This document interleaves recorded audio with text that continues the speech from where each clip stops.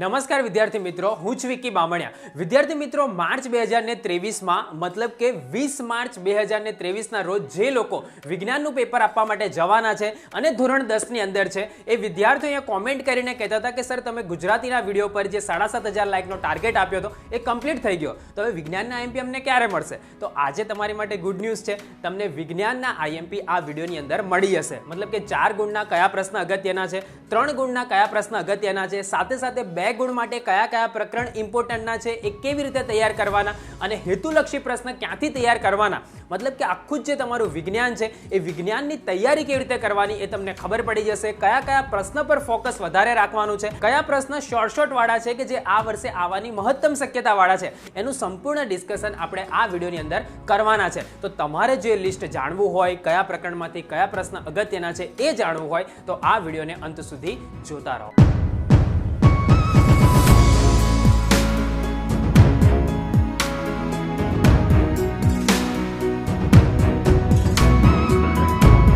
હવે વિદ્યાર્થી મિત્રો, વિડીયોની શરૂઆત કરતા પહેલા આ વિડીયો પર આપણે 7,500 લાઇકનો ટાર્ગેટ રાખીએ છીએ. તમે જેવી રીતે ગુજરાતીની અંદર લાઇક કરી હતી ને, બસ એ જ રીતે ખાલી તમે તમારી લાઇક કરી દો, જેથી ઓટોમેટિક 7,500 લાઇકનો ટાર્ગેટ કમ્પ્લીટ થઈ જશે. તમે જો આ ચેનલ પર આઈએમપી જોવા માટે કશકથી હરતા ફરતા આવી ગયા હોય અને તમને આ ચેનલ વિશે જ ખબર ના હોય, તો તમે ગુજરાતમાં બોર્ડના વિદ્યાર્થીઓ માટેની હાઈએસ્ટ સબસ્ક્રાઇબર ધરાવતી ચેનલ પર તમે આવેલા છો. નીચે તમને સબસ્ક્રાઇબરનો આંકડો બી દેખાતો હશે. 8,94,000 જેટલા વિદ્યાર્થીઓ જોડાઈ ગયા છે. તમારું સબસ્ક્રાઇબ કરવાનું બાકી હોય તો નીચે જો વ્હાઇટ કલરનું બટન આપેલું છે, સબસ્ક્રાઇબ લખેલું છે, દબાઈ અને બાજુમાં બેલ આઇકન દબાઈ દેજો, જેથી કરીને તમને આવનારા વિડીયોની નોટિફિકેશન મળતી રહે. હવે આપણે શરૂઆત કરીએ. તો સૌથી પહેલા માર્ચ 2023 બોર્ડની પરીક્ષા માટે જે તમારો વિભાગ ડી છે એનું આપણે ડિસ્કશન કરવાના છે. પ્રશ્ન કયા કયા અગત્યના છે. હવે જો તમારું 20 માર્ચના રોજ પેપર છે, મતલબ કે જે લોકોને સ્ટાન્ડર્ડ મેથેમેટિક્સ છે એ લોકોને વિજ્ઞાન માટે 3 રજા મળશે, 17, 18 અને 19. અને જે લોકોનું બેઝિક મેથેમેટિક્સ છે એ લોકોને 2 રજા મળશે, એટલે કે 18 અને 19. તો ગણિતની અંદર તો સેપરેશન થઈ ગયું છે, મતલબ એમાં ટ્વિસ્ટિંગના ચાન્સીસ ઓછા છે. પણ આ વિજ્ઞાન વિષય તમારો આ વર્ષે એવો છે કે જેમાં માર્ચ 2023ની અંદર ટ્વિસ્ટિંગના ચાન્સીસ છે અમુક અંદર, કેમ કે 3 રજા સ્ટાન્ડર્ડ મેથેમેટિક્સ વાળાને મળે છે, 2 રજા બેઝિક મેથેમેટિક્સ વાળાને મળે છે. તો અમારું રિસર્ચ એવું કહી રહ્યું છે કે બની શકે કે વિજ્ઞાનના પેપરની અંદર તમને પ્લસ માઇનસ કંઈક થતું જોવા મળે. તો ધ્યાન રાખી અને બધા પ્રશ્નોને ટીક આઉટ કરી દેજો. તમારી એનસીઆરટી ટેક્સ્ટબુકને સાથે રાખજો, જોડે નોટ ડાઉન કરતા જજો, જેથી કરીને તમે પરીક્ષાની અંદર આવા પ્રકારના કોઈ પ્રશ્ન આવે તો તમે સરળતાથી લખી શકો. હવે આપણે જોઈએ ભાઈ, માર્ચ 2023 બોર્ડની પરીક્ષા માટે વિજ્ઞાન વિભાગ ડી જે 20 ગુણનો હશે, એની અંદર તમે બોર્ડનું પેપર તમારા હાથમાં આવશે ને 20 માર્ચે, બરાબર, તમારા હાથમાં પેપર આવશે તો 35 થી લઈને 39 ની અંદર આ 4 ગુણના પ્રશ્ન હશે. અને એની અંદર બી આ પ્રમાણે હશે કે ભાઈ 2, 4, 6, 11 અને 13 આ પ્રકરણની અંદરથી પૂછાયેલા હશે. અને જેની અંદર ફૂંદડી કરેલી છે, આવી દેખાય છે, એની અંદરથી અથવા તમને આપેલો હશે, એ જ ચેપ્ટરનો પ્રશ્ન હશે પણ અથવામાં આપેલો હશે. તો 2 અને 13 એ બંને એવા ચેપ્ટર્સ છે કે જેની અંદર તમને એક ઓપ્શન આપવામાં આવશે. હવે આપણે સૌથી પહેલા જોઈએ કે ભાઈ પ્રકરણ નંબર 2 એટલે કે એસિડ, બેઝ અને ક્ષાર, જે પ્રશ્ન નંબર 35 ની અંદર આવવાની શક્યતા વાળો છે. તો એની અંદર બી તમને એક ઓપ્શન આપશે, બરાબર છે. પરીક્ષાની અંદર તમને એની અંદર એક ઓપ્શન જોવા મળશે માર્ચ 2023ની પરીક્ષામાં. તો એની અંદરનો સૌથી પહેલો જે પ્રશ્ન છે, પ્લાસ્ટર ઓફ પેરિસની બનાવટ જણાવી, તેના 2 ગુણધર્મો અને 4 ઉપયોગો લખો. આ ગયા વર્ષે પૂછાઈ ગયેલો છે, એક પૂરક પરીક્ષા હોય ને એની અંદર બી પૂછાઈ ગયેલો છે, એટલે કે ઇમ્પોર્ટન્ટ ક્વેશ્ચન્સ છે, તૈયાર કરી લેજો. જો મને મહત્તમ શક્યતાવાળો જે ક્વેશ્ચન્સ લાગશે, મતલબ કે આપણે પ્રિડિક્ટ કરીએ કે ભાઈ આમાંથી બી કયો આવી શકે, એની આગળ હું સ્ટાર માર્ક કરીશ, બરાબર, તો એ તમારે ખાસ તૈયાર કરી દેવાનો. બાકીના 6 તો કડકડાટ તૈયાર કરવાના જ. અને હું આપણે ક્યારેય એવું નથી કહેતા કે ભાઈ આજ તૈયાર કરીને જાઓ, હા, પણ જો તૈયાર કરીને જશો તમને ફાયદો થશે, એવું અમે દર વખતે કહીએ છીએ. બીજો જે પ્રશ્ન છે, નીચેના પ્રશ્નોના ઉત્તર લખો. હવે એની અંદર પાછા 2 પ્રશ્ન છે. ભાઈ આપણા પાચન તંત્રમાં પીએચનું મહત્વ જણાવો અને વિરંજન પાવડરનું સૂત્ર જણાવી તેના કોઈ પણ 3 ઉપયોગો લખો. આ બી એક અગત્યનો પ્રશ્ન છે. નીચેના પ્રશ્નોના ઉત્તર લખો. એસિડ અને બેઝની પ્રબળતા કેવી રીતે નક્કી થાય છે અને સાર્વત્રિક સૂચક શું છે તેના ઉપયોગો લખો. તો આ એક મોસ્ટ પ્રોબેબલી આ વર્ષે આવવાની શક્યતાવાળો પ્રશ્ન છે. બીજું છે સોડિયમ કાર્બોનેટની મંદ હાઇડ્રોક્લોરિક એસિડ સાથેની પ્રક્રિયા દર્શાવતા પ્રયોગનું આકૃતિસર વર્ણન કરો. દાણાદાર ઝીંકની મંદ સલ્ફ્યુરિક એસિડ સાથેની પ્રક્રિયા દર્શાવતા પ્રયોગનું આકૃતિ સાથે વર્ણન કરો. અને ધોવાનો સોડા તથા ખાવાના સોડાની બનાવટ જણાવી. બેકિંગ સોડા અને બેકિંગ પાવડરમાં શું ફરક છે તે લખો. તો આ બી એક ઇમ્પોર્ટન્ટ ક્વેશ્ચન્સ છે કે જે તમારે ખાસ તૈયાર કરવાનું છે. આ 6 એ 6 તો કરવાના જ છે, દરેક 4-4 માર્ક્સના છે, એટલે તમારે મુદ્દાસર એનું વ્યવસ્થિત લખાણ પણ કરવું પડશે. યાદ તો છે ને, ગુજરાત બોર્ડ લખવાના માર્ક્સ આપે છે. ચલો, એ પહેલા આપણે જોઈએ કે ભાઈ તમને એવું થતું કે મારો તો સિલેબસ બાકી છે, છેલ્લે આ બધા ટોપિક્સ હું કેવી રીતે રિવાઇઝ કરું. તો સંકલ્પ એપ્લિકેશન પર અર્લી બર્ડ ઓફર ચાલે છે 2024ના વિદ્યાર્થીઓ માટે, પણ એમાં 23ના વિદ્યાર્થીઓ બી 3 મહિના માટે એનરોલમેન્ટ લઈ શકે છે. એક સરસ મજાની ઓફર છે, અપ ટુ 75% ઓફ છે બધા જ કોર્સિસ પર. તો ये ऑफर ना मिलेगा दोबारा. તમારે ફક્ત ને ફક્ત 9983399958 પર કોલ કરવાનો છે, કાં તો પછી નીચે ઇન્ક્વાયરી ફોર્મ આપેલું છે એ ભરી દેશો તો બી અમારા એક્ઝિક્યુટિવ તમને સામેથી કોલ કરશે. તમે આ જે પ્રશ્ન છે એને સરળતાથી વિડીયો લેક્ચરના ફોર્મની અંદર જોઈ સમજી અને પછી તમે તૈયાર કરવું હોય તો તમારી પાસે એક સંકલ્પનો વિકલ્પ અવેલેબલ છે. હવે આપણે જોઈએ પ્રકરણ નંબર 4 એટલે કે કાર્બન અને તેના સંયોજનો. પ્રશ્ન નંબર 36 બોર્ડના પેપરની અંદર પ્રશ્ન નંબર 36માં તમને આ પ્રકરણનો પ્રશ્ન કદાચ જોવા મળે. ક્રિયાશીલ સમૂહ એટલે શું? કોઈ પણ ચાલ ક્રિયાશીલ સમૂહ જણાવો. દરેકના બે ઉદાહરણ આપો. આ એક અગત્યનો છે. સાબુની સફાઈ ક્રિયાની ક્રિયાવિધિ. જો આ વખતની જે એનસીઆરટી બની ત્યાર પછી એક બી વાર આ પ્રશ્ન નથી આવ્યો, પણ જૂની તમે ટેક્સ્ટ બુક હતી ગુજરાત બોર્ડની અંદર, એમાં આ પ્રશ્નો બહુ જ રિપીટ થતો હતો. તો શક્યતા છે કે આ વર્ષના બોર્ડના પેપરની અંદર તમને આ ક્વેશ્ચન જોવા મળી શકે છે. સમાનધર્મી એટલે શું? ઉદાહરણ સહિત સમજાવો. ઇલેક્ટ્રોન બિંદુ રચના, ઇથેનોઇક એસિડ, H2S, પ્રોપેનોન અને F2. આ બી એક તમારી ટેક્સ્ટ બુકના સ્વાધ્યાયનો પ્રશ્ન છે અને અગત્યનો છે. એક બી વાર નથી પૂછવાની શક્યતાવાળો ખરો. નીચેના પ્રશ્નોના ઉત્તર લખો. કાર્બનિક સંયોજનના બંધારણીય સૂત્ર લખો. બીજું છે બેન્ઝીન અને ક્લોરોપ્રીન, એના તમને બંધારણીય સૂત્ર અને એસ્ટરીકરણ પ્રક્રિયાના સમીકરણ સહિત વર્ણવો. આ બી એક અગત્યનો પ્રશ્ન છે. આવું બી તમને પૂછાઈ શકે, બોર્ડની અંદર પૂછાયેલું છે કે બંધારણીય સમઘટકો એટલે શું? પેન્ટેનના બંધારણીય સમઘટકો દોરો. હવે આ બી જે પ્રશ્ન છે ને એ જૂના સિલેબસ પ્રમાણે ઓછામાં ઓછો 15 થી 17 વખત બોર્ડમાં પૂછાઈ ગયો છે, પણ નવી ચોપડી આવ્યા પછી એક બી વાર નહીં પૂછાયો. તો આ બી એક એવો ક્વેશ્ચન છે કે જે પૂછાવાની શક્યતાવાળો છે. તો ખાસ એને તૈયાર કરી દેજો. તમને એવું થાય કે ભાઈ જૂનામાંથી કેમ? હવે અમુક છે ને આ જે પેપર સેટ કરતા હોય ને એ શિક્ષકો ઉંમરવાળા હોય, મતલબ કે ઘણો બધો એક્સપિરિયન્સ હોય, એટલે એ લોકોના મગજની અંદર અમુક ક્વેશ્ચન છે ને ફરતા જ હોય. ટેક્સ્ટ બુક ખોલ્યા વગર બી એ પ્રશ્ન અમુક લઈ લે, એટલે એની અંદર આવા બધા ક્વેશ્ચન પૂછાઈ જતા હોય. બરાબર, એટલે તૈયાર કરી લેવાના. પ્રકરણ નંબર 6 ની વાત કરીએ, જૈવિક ક્રિયાઓ. પ્રશ્ન નંબર 37 ની અંદર તમને આ ચેપ્ટરનો પ્રશ્ન જોવા મળશે. મનુષ્યના હૃદયની અંતસ્થ રચના દર્શાવતી નામ નિર્દેશિત આકૃતિ દોરી. તેમાં રુધિરનું પરિવહન સમજાવો. આ 2020માં પૂછાયો હતો માર્ચની અંદર. બની શકે કે આ વર્ષે રિપીટ તમને કદાચ જોવા મળે. મૂત્રપિંડ નલિકાની નામ નિર્દેશનવાળી આકૃતિ દોરી. મનુષ્યમાં મૂત્રનું નિર્માણ કેવી રીતે થાય છે એ સમજાવવાનું. મનુષ્યનું પાચન તંત્ર આકૃતિ દોરીને સમજાવો. આ ઘણી બધી વખત રિપીટ થયેલો. ગયા વર્ષે પૂછાયો હતો, એના આગલા વર્ષે પૂછાયો હતો, પૂરક પરીક્ષામાં પૂછાયો હતો. તો પાચન તંત્ર તો ખાસ તૈયાર કરી દેજો. નીચેના પ્રશ્નોના જવાબ આપો. ફેફસામાં વાયુકોષની અને મૂત્રપિંડમાં મૂત્રપિંડ નલિકાની રચનાઓ અને તેની ક્રિયાવિધિની તુલના કરો. જલવાહક અને અનવાહક પદાર્થમાં વહન વચ્ચે શું તફાવત છે? તમને જો 4 માર્ક્સનો એક પ્રશ્ન ડાયરેક્ટ ના પૂછે તો એક પ્રશ્નની અંદર 2 નાના પ્રશ્ન 2 માર્ક્સના પૂછી શકે છે. આવું પણ બોર્ડના પેપરની અંદર તમને જોવા મળશે આ વર્ષે. તમે જોશો ને, આમ 20 તારીખે તમારા હાથની અંદર પેપર આવશે 10 વાગે, અને તમે આમ આ બધું ઓપન કરીને જોશો તો હા સાચી વાત છે, તમને આમ નવાઈ લાગશે કે હા ભાઈ આ ટાઈપના ક્વેશ્ચન્સ આવતા હોય છે, અને એ તમે જો પહેલેથી પ્રિપેર હશો તો તમે એના જવાબ પણ લખી શકશો. બરાબર, ખાલી પ્રશ્ન જોઈને ખુશ ના થવું પડે. અમીબા કેવી રીતે પોષણ મેળવે છે? આકૃતિ દોરીને સમજાવો. આ બી ગયા વર્ષે બોર્ડની પરીક્ષામાં પૂછાયો હતો. મનુષ્યનું શ્વસન તંત્ર આકૃતિ દોરીને સમજાવો. આ એક બી વખત નથી પૂછાયો. જો સાહેબને ઈચ્છા થાય તો આ વર્ષે આ ક્વેશ્ચન આવી શકે છે. પ્રકરણ નંબર 11 ની વાત કરીએ, માનવ આંખ અને રંગબેરંગી દુનિયા. પ્રશ્ન નંબર 38 ની અંદર તમને આ ચેપ્ટરનો પ્રશ્ન જોવા મળશે, અને એક અગત્યનું ચેપ્ટર છે કે ભાઈ માનવ આંખની નામ નિર્દેશિત આકૃતિ દોરો. ઓછામાં ઓછા 4 ભાગના નામ આપો અને તે પૈકી કોઈ પણ 2 ભાગોના કાર્યો જણાવો. આ શોર્ટ બી તમે કદાચ કહી શકો. બોર્ડના મોડેલ પેપરમાં આપેલો છે, રિપીટ એક બી વાર નથી થયો અને એક બી વાર પૂછાયો બી નથી. તો શક્યતા છે કે તમને આંખની આકૃતિ અને એના કાર્યો વિશે તમને થોડું પૂછી શકે. લઘુદ્રષ્ટિની ખામી, જો સહેલું પેપર નીકળે તો લઘુદ્રષ્ટિ કે ગુરુદ્રષ્ટિનો પ્રશ્ન તમને જોવા મળશે. લઘુદ્રષ્ટિની ખામી થવાના કારણો જણાવો. તેને કેવી રીતે નિવારી શકાય? યોગ્ય પ્રવૃત્તિ દ્વારા દર્શાવો. ગુરુદ્રષ્ટિની ખામી થવાના કારણો જણાવો. તેને કેવી રીતે નિવારી શકાય? યોગ્ય આકૃતિ દ્વારા સમજાવો. તો આવો બી ક્વેશ્ચન્સ તમને આવી શકે છે. મેઘધનુષ્ય એટલે શું? આકાશમાં મેઘધનુષ્યની રચના કેવી રીતે થાય છે? આ બી એક મોસ્ટ પ્રોબેબલ ક્વેશ્ચન્સ છે આ વર્ષ માટે, તો ખાસ તૈયાર કરી દેજો મેઘધનુષ્ય વાળો. પ્રકાશનું વિભાજન એટલે શું? પ્રિઝમ વડે પ્રકાશના વિભાજનની ઘટના દોરીને સમજાવો.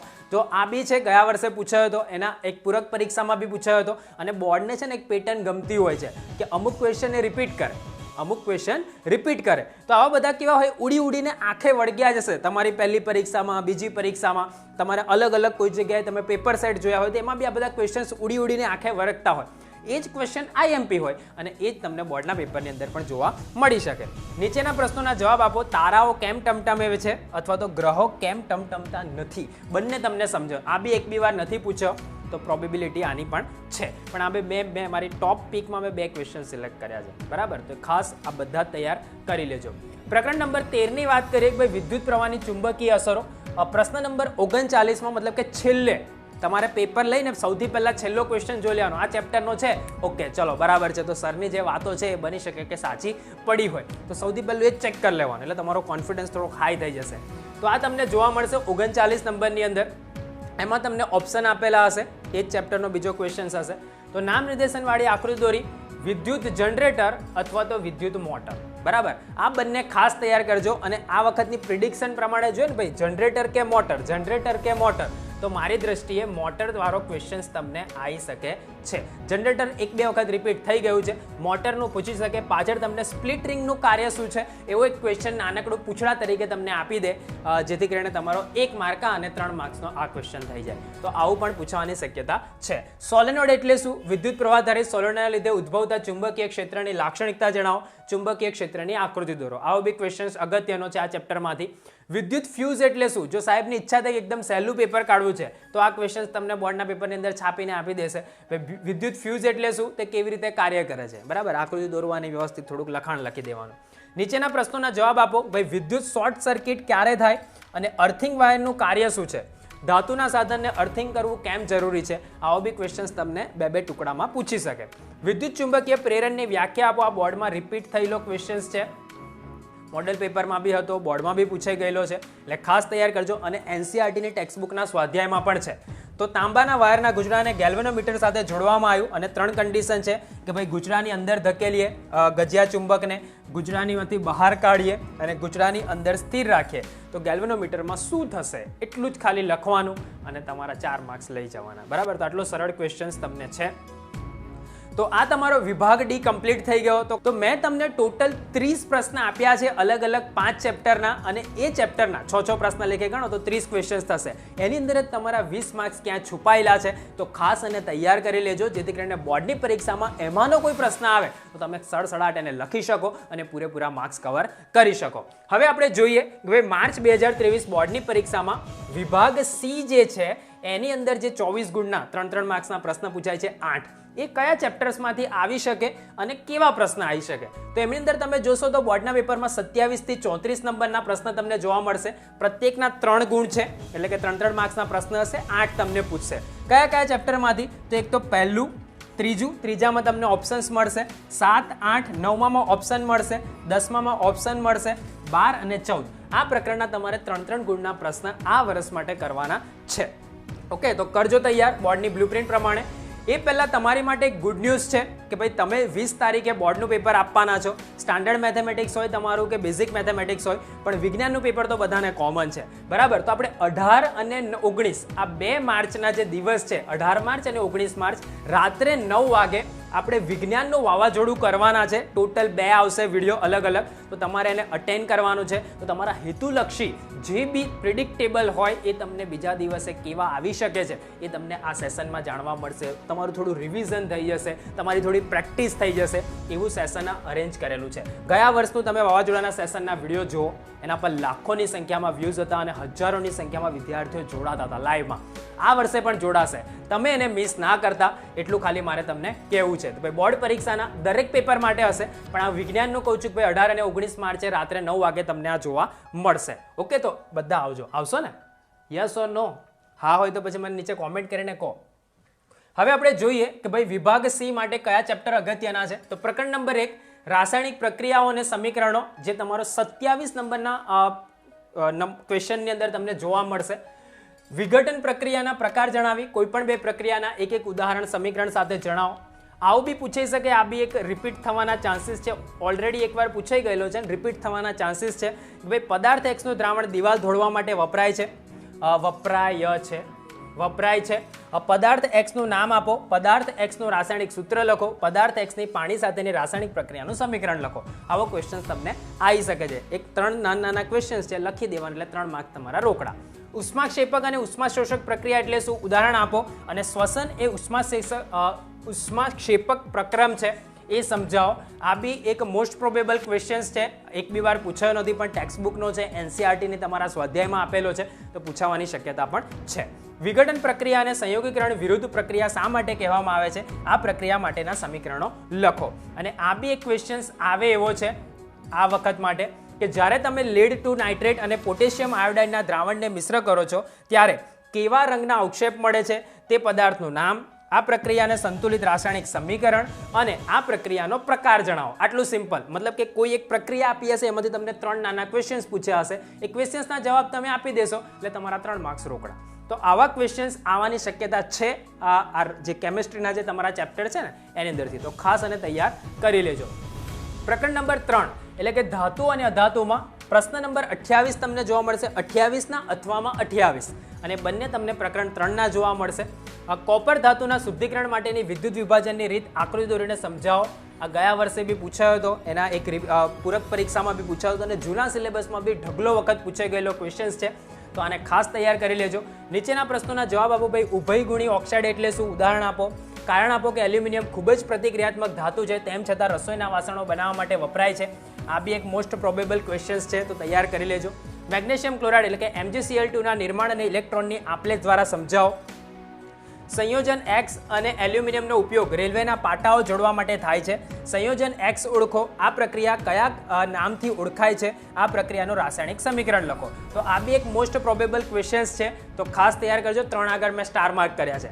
આ બી એક કરી લેજો કે તમને કદાચ થોડુંક ટ્વિસ્ટિંગ વાળું પેપર જોવા મળે તો આ પ્રકારનો ક્વેશ્ચન્સ કદાચ હોય કે 3 તત્વો ABC ઇલેક્ટ્રોનની રચના આપી દીધી છે, A, B અને C ની. આ પરથી નીચેના પ્રશ્નોના ઉત્તર લખો. ભાઈ, ABC પૈકી કયું તત્વ ધાતુ છે અને તે ધાતુનું નામ જણાવો. આટલું ખાલી સિમ્પલ આઈડેન્ટિફાઈ કરવાની અંદર એક્સપ્લેન કરીને બતાવવું પડે, બરાબર? દરેકની વાત કરવી પડે, દરેકનું નામ લખવું પડે, ઇલેક્ટ્રોનની રચનાના આધારે ગુણધર્મો ડિસ્કસ કરવા પડે, પછી તમને 3 માર્ક્સ મળે. તો આવો બી ક્વેશ્ચન્સ તમને આવી શકે છે. અને આપણે જો તમે 3 માર્ક્સના જે પ્રશ્ન, એક ચેપ્ટરમાંથી ખાલી 5 પ્રશ્ન આપણે લીધા છે. હવે જો 5 બી તમારાથી ના થતા હોય તો પછી ભગવાન જ તમારું ભલું કરે. એટલું તો તમારે કરવું પડે ને. આખો તમારો દરિયા જેટલો સિલેબસ છે, એમાંથી મેં ખાબોચિયું ભરીને લાવ્યો છું. હવે એ બી કે ભાઈ આમાંથી બી મને ફિલ્ટર કરીને આપો, તો એ ના થાય. પછી તો પેપર જ આપી દેવું પડે, બરાબર? નહીં અપાય ના, ફૂટેલું પેપર પાછું બધું આંદોલનો થઈ જાય. તો એવું તો થાય નહીં, અને પેપર ફૂટવાનું બી ના હોય બોર્ડનું, તો તમારે આટલું તો કરી દેવું પડે, બરાબર? તો કરજો. કરશો ને? તમને વિશ્વાસ છે ને દિવાળી પ્રયુક્ત ચેનલ પર? હા કે ના? જો હોય તો કરી દેજો, જેથી કરીને તમને ફાયદો. હા, બીજું ભલે તમે ગમે એટલું તૈયાર કરો, પણ આ ક્વેશ્ચન્સને છોડવાની ભૂલ ના કરતા. મતલબ કે એના પર તો તમારું ફોકસ રહેવું જોઈએ. હવે આપણે જોઈએ પ્રકરણ નંબર 7 એટલે કે નિયંત્રણ અને સંકલન. તો પ્રશ્ન નંબર 29માં તમને આ ચેપ્ટરનો પ્રશ્ન જોવા મળી શકે છે. એની અંદર ચેતાકોષની સંરચના દર્શાવતી આકૃતિ દોરો અને તેના કાર્યોનું વર્ણન કરો. ગયા વર્ષે પૂછાયો હતો. કોન્સ્ટન્ટ રિપીટેશનના બી ચાન્સીસ છે આ વર્ષે. આકૃતિ દોરીને તમને ફરીથી પૂછે, કાં તો આકૃતિ દોરી આપે અને પછી તમને ભાગોના નામ દર્શાવીને કાર્ય પૂછે. આવું બી પૂછાઈ શકે છે. મનુષ્યનું અંતઃસ્ત્રાવના અસંતુલનથી સર્જાતી અનિયમિતતા અને ખામીઓ સમજાવો. આ બી એક ક્વેશ્ચન્સ પૂછાય એવો છે. આપણા શરીરમાં ગ્રાહીનું કાર્ય શું છે? એવી સ્થિતિ પર વિચાર કરો જ્યાં ગ્રાહી યોગ્ય પ્રકારની કાર્ય કરી રહ્યા નથી. કઈ સમસ્યાઓ ઉત્પન્ન થઈ શકે છે? તો આ બી જે ક્વેશ્ચન્સ છે એ તમારી એનસીઆરટી ટેક્સ્ટબુકમાં સ્વાધ્યાયમાં આપેલો છે, તો ત્યાંથી તમે તૈયાર કરી લેજો. પરાવર્તી કમાન એટલે શું અને કરોડરજ્જુની પરાવર્તી ક્રિયા સમજાવો. આ બી એક અગત્યનો પ્રશ્ન છે. અને મનુષ્યનું મગજ તેના વિવિધ ભાગોના કાર્ય સાથે વર્ણવો. આ બી એક અગત્યનો પ્રશ્ન પ્રકરણ 7ની અંદરથી છે. પ્રકરણ નંબર 8ની વાત કરીએ તો ભાઈ સજીવો કેવી રીતે પ્રજનન કરે છે, તો પ્રશ્ન નંબર 30ની અંદર તમને આ જોવા મળશે. તો આપણે જોઈએ કે ભાઈ સ્ત્રીનું પ્રજનન તંત્ર આકૃતિ દોરીને સમજાવો. આ વખતે આવવાની શક્યતાવાળો ક્વેશ્ચન્સ છે, તો ખાસ આકૃતિ દોરીને તૈયાર કરી લેજો, પછી આવડે ના એવું ના થઈ જાય, બરાબર? પ્રશ્ન ખબર હોય છતાં બી. અલિંગી પ્રજનન પદ્ધતિઓના નામ આપો. અમીબામાં દ્વિભાજન આકૃતિ દોરીને સમજાવો. માસિક ચક્ર એટલે શું? સ્ત્રીમાં ગર્ભસ્થાપનથી બાળ જન્મ સુધીની પ્રક્રિયા સમજાવો, બરાબર? તો એક જો મેં આ 2 ક્વેશ્ચન્સને આ વખત માટે મોસ્ટ પ્રોબેબલ લિસ્ટની અંદર મૂકેલા છે, તો ખાસ અને તૈયાર કરી લેજો. ટૂંકનોંધ લખો. કલિકા સર્જન. માંગ્યા મુજબ જવાબ લખો કે ભાઈ ગર્ભ નિરોધનની વિવિધ રીતો કઈ છે અને ગર્ભ નિરોધક યુક્તિઓ કે સાધનો અપનાવવાના કયા કારણ હોઈ શકે છે. આ બી એક ક્વેશ્ચન્સ આવે એવો છે, તો ખાસ એને તૈયાર કરી લેજો. એ પહેલાં જો તમે આગળ સાયન્સ સ્ટ્રીમની અંદર જવા ઈચ્છતા હોય અને એક સારી કારકિર્દી બનાવવા માંગતા હોય, પછી નીટની એક્ઝામ આપીને કાં તો જેઈની એક્ઝામ આપીને કાં તો પછી NDA ટાઈપની કોઈ કોમ્પિટિશનવાળી એક્ઝામ આપીને બી તમે એક સારું કરિયર બનાવવા માટે માંગતા હોય તો એની માટે ટીચર પણ સારા જોઈએ અને તમારી સ્કૂલ પણ સારી જોઈએ. તો મારી દ્રષ્ટિએ એક સ્કૂલ છે ફોટોન સ્કૂલ, જેની અંદર 9, 10, 11, 12 science Gujarati medium English medium બંને થતું હોય છે. તો જેને પણ ઈચ્છા હોય કે ભાઈ મારે 10મા પછી કોઈ સારી સ્કૂલમાં જવું છે કે જ્યાં બધી ફેસિલિટી મને મળી રહે અને મને એક સારા ટીચિંગ એન્વાયરમેન્ટ મળી રહે, તો તમે ફોટોન સ્કૂલને પસંદ કરી શકો છો. નીચેનું ઇન્ક્વાયરી ફોર્મ આપેલું છે, કાં તો પછી આ એક નંબર છે 9979893378, એના પર તમે કોલ કરો, થોડીક માહિતી મેળવી લો, જેથી કરીને વેકેશન દરમિયાન તમે ત્યાં વિઝિટ કરીને બી કાં તો પેરેન્ટ સાથે જઈને એકવાર જુઓ. બીજી કોઈ સ્કૂલમાં એડમિશન લેતા પહેલાં એકવાર અચૂક અહીંયા વિઝિટ કરજો, જેથી કરીને તમને ખ્યાલ આવે કે બીજી સ્કૂલો શું પ્રોવાઈડ કરી રહી છે અને ફોટોનમાં તમને શું ફેસિલિટી મળી રહી છે. તમે જો કદાચ બહારના હોય તો હોસ્ટેલ ફેસિલિટી બી અવેલેબલ છે. ત્યાં ઘણા બધા ગુજરાતના ખૂણા ખૂણામાંથી વિદ્યાર્થીઓ આવીને પણ હોસ્ટેલમાં રહીને પણ ભણી રહ્યા છે, જેથી કરીને એ લોકો સારું ભણતર મેળવી શકે. તો તમારી જો ઈચ્છા હોય તો પછી ડેફિનેટલી ઇન્ક્વાયરી ફોર્મ ભરી દેજો, કાં તો પછી આ નંબર પર કોલ કરી દેજો. હવે આપણે આગળ જોઈએ. આ ત્યાંના ક્લાસરૂમ છે.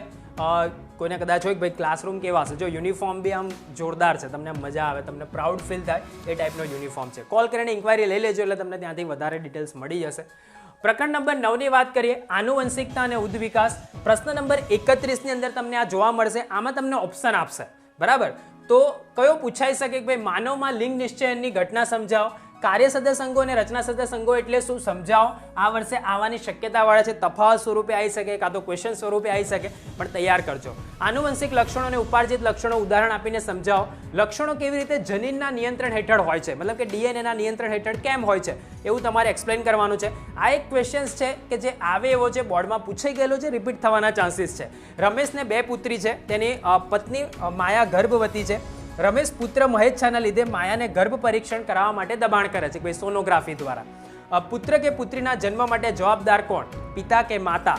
અને પિતા કે પુત્રનો રંગસૂત્ર, રમેશની 2 પુત્રીના કિસ્સામાં કયું રંગસૂત્ર આનુવંશિકતાની દ્રષ્ટિએ પ્રાપ્ત થયું ન હતું? અને ગર્ભ પરીક્ષણ ગેરકાયદેસર છે, શા માટે? તો આવો ક્વેશ્ચન્સ બી તમને રિપીટ, આ ઓલરેડી બોર્ડમાં એકવાર પૂછાઈ ગયેલો છે, ફરીવાર રિપીટ થવાના ચાન્સીસ પણ છે. તો આવા ક્વેશ્ચન્સ તૈયાર કરી લેવાના. પ્રકરણ નંબર 10ની વાત કરીએ તો પ્રકાશનું પરાવર્તન અને વક્રીભવન. પ્રશ્ન નંબર 32માં હશે. હવે આ ચેપ્ટરમાંથી દાખલો પૂછાતો હોય છે, બરાબર? તમને જો દાખલા ક્યાંથી કરવાનો, એક થિયરિટિકલ ક્વેશ્ચન હશે, એના અથવાની અંદર એક દાખલો હશે. તો તમારી જેના પર પકડ હોય એ ક્વેશ્ચન્સ તમારે કરવાના. દાખલા આવડતા હોય વ્યવસ્થિત તો પછી થિયરી બાજુ નહીં જોવાનું, દાખલો ગણી કાઢવાનો. ક્વેશ્ચન્સની વાત કરીએ તો અંતર્ગોળ અરીસાની સામે વસ્તુ C અને F ની વચ્ચે મૂકતા પ્રતિબિંબનું સ્થાન અને પ્રકાર કિરણાકૃતિ દ્વારા સમજાવો. તમને એક આકૃતિ દોરવાનું જે આવે છે ને ભાઈ, કિરણ સમાંતર જાય ને પછી લંબ તરફ પાછું વળે, તો આ બધી જે વસ્તુઓ છે એના આધારે તમને અલગ અલગ ફોર્મેટ આપેલા છે. એની અંદરનો આ એક ક્વેશ્ચન્સ છે, દોરીને તૈયાર કરી લેજો. નીચેની પરિસ્થિતિમાં કયા અરીસા વપરાય છે તે જણાવો તથા તે માટેનું કારણ, મતલબ કે કારણ સાથે, કે ભાઈ કારની હેડલાઇટમાં કયો અરીસો વપરાય, એની પાછળનું કારણ શું? વાહનની સાઇડ લાઇટનો અરીસો કયા પ્રકારનો હોય, એનું કારણ શું? સોલર ભઠ્ઠીમાં કયો અરીસો વપરાય, એની પાછળનું કારણ શું? આ તમારે લખવાનું, ટેક્સ્ટ બુકનો તમારો ક્વેશ્ચન છે. પ્રકાશનું વક્રીભવન એટલે શું? પ્રકાશના વક્રીભવનના નિયમ લખો. આ બે ક્વેશ્ચન્સ અગત્યનો છે. મોટવણી એટલે શું? ટૂંકમાં સમજાવો. આવું બી તમને 3 માર્ક્સની અંદર પૂછી શકે, સૂત્ર તમારે થોડુંક સાબિત કરીને બતાવી દેવાનું. દાખલાઓ કયા ઇમ્પોર્ટન્ટ છે તો ઉદાહરણ 10.1, 10.3 અને 10.4 અને સ્વાધ્યાયની અંદર 7, 14, 15 અને 17 આટલા તમારે દાખલા તૈયાર કરવાના છે. જવાબ સાથે જ યાદ રાખી દેજો. પૂછાશે ને તો બેઠો જ પૂછાશે, સહેજ બી અંદર કદાચ બની શકે કે ચેન્જીસ બી નહીં કરે, બરાબર? તો જવાબ સાથે જ યાદ રાખી દેજો. તમને ભાઈ પછી એ દિવસે તમને કોન્ફિડન્ટ આવે તમારો જવાબ આવે તો એટલા માટે ગોખવાનું નહીં કહેતો મેં. ચલો પ્રકરણ નંબર 12ની વાત કરીએ, વિદ્યુત. એ પ્રશ્ન નંબર 33ની અંદર તમને જોવા મળી શકે છે આ ચેપ્ટરનો ક્વેશ્ચન્સ. અવરોધોના શ્રેણી જોડાણ માટે સમતુલ્ય અવરોધનું સૂત્ર, અવરોધોના સમાંતર જોડાણ માટે સમતુલ્ય અવરોધનું સૂત્ર. તો જો સમાંતર વાળું પૂછાઈ ગયેલું છે, આ વર્ષે ચાન્સીસ છે કે શ્રેણી જોડાણ વાળો ક્વેશ્ચન્સ તમને જોવા મળે બોર્ડના પેપરની અંદર. ઘરેલું વિદ્યુત પરિપથમાં કયા પ્રકારનું જોડાણ હોય છે, તેના ફાયદા. જૂલનો તાપીય નિયમ લખો. આ બે ક્વેશ્ચન્સ પ્રોબેબલ છે. વિદ્યુત પ્રવાહના કારણે વાહકમાં ઉદ્ભવતી ઉષ્મા કઈ કઈ બાબતો પર આધાર રાખે છે, એવો ક્વેશ્ચન્સ બી તમને આવી શકે છે.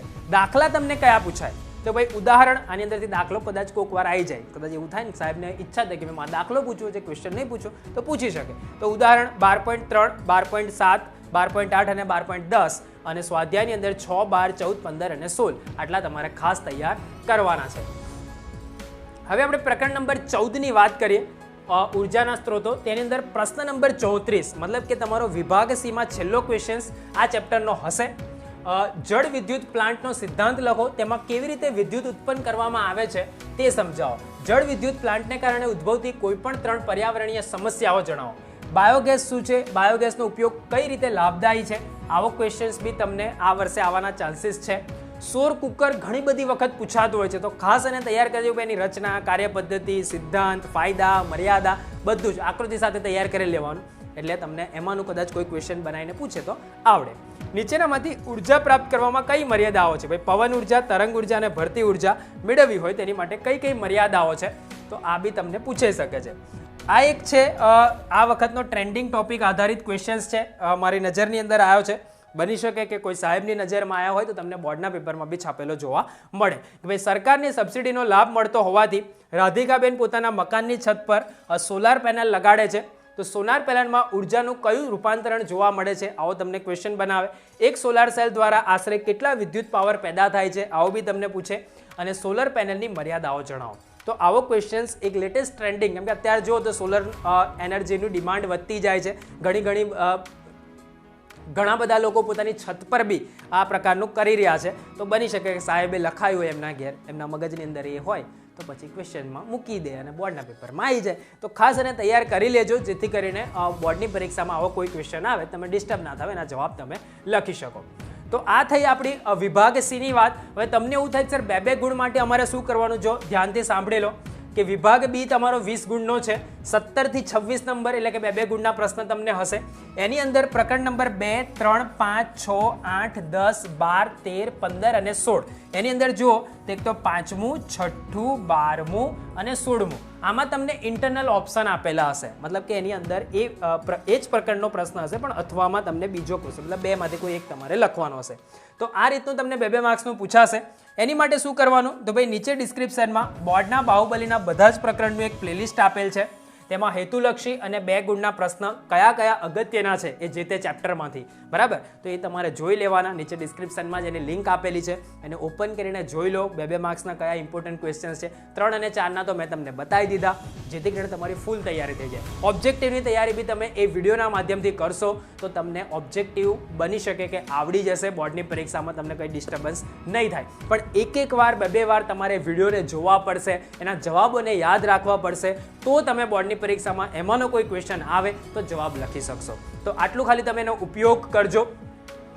તમે જો આ ચેનલ પર કદાચ ફર્સ્ટ ટાઈમ આવ્યા હોય, તમને ખબર ના હોય કે આ ચેનલ શું પ્રોવાઈડ કરી રહી છે, અહીંયા ઘણા બધા એવા વિડીયો છે કે જે તમને ઉપયોગી થાય એવા છે, ઘણા બધા. એકવાર ચેનલને ફંફોડીને જુઓ, તમે જોશો તો તમને ખ્યાલ આવશે કે કેવા પ્રકારનું content the Diwalipura youth provide કરે છે. ખાલી વાતો નહીં, ખાલી કોઈ બી જગ્યાએ એવું નહીં કે ભાઈ આમ કરીશું, તેમ કરીશું, ફલાણું કરીશું, એવું નહીં. વિદ્યાર્થીઓનો વિશ્વાસ છેલ્લા 5 વર્ષથી જીતીને રાખેલો છે. ગયા વર્ષના ખાલી આઈએમપીના વિડીયો તમે જોજો, માર્ચ 2022 વાળા, તમને ખ્યાલ આવી જશે કે લાખો વિદ્યાર્થીઓ દિવાલીપુરા યુથ પર વિશ્વાસ રાખે છે. અને એના બીજા દિવસે તમને એવું લાગે તો બોર્ડનું પેપર જોઈ લેજો, એટલે તમને આઈડિયા આવી જશે કે ભાઈ આપણા આઈએમપી કેટલા ઇમ્પોર્ટન્ટ હોય છે, કેવી રીતે પ્રિડિક્ટ કરેલા હોય છે, જેથી કરીને બોર્ડની પરીક્ષામાં બી એમાંના ક્વેશ્ચન્સ જોવા મળતા હોય છે. 2018, 19, 20, 21, 22 કોઈ બી વર્ષની અંદરનો તમે જોશો તો દિવાલીપુરા યુથની અંદર આ જ પ્રમાણેનું થતું હોય છે. વિદ્યાર્થીઓ વિશ્વાસ પણ રાખતા હોય છે અને વિશ્વાસ પર આપણી ચેનલ ખરી પણ ઉતરતી હોય છે. તમને આ ચેનલ પર કેટલો વિશ્વાસ છે ખાસ નીચે લખજો.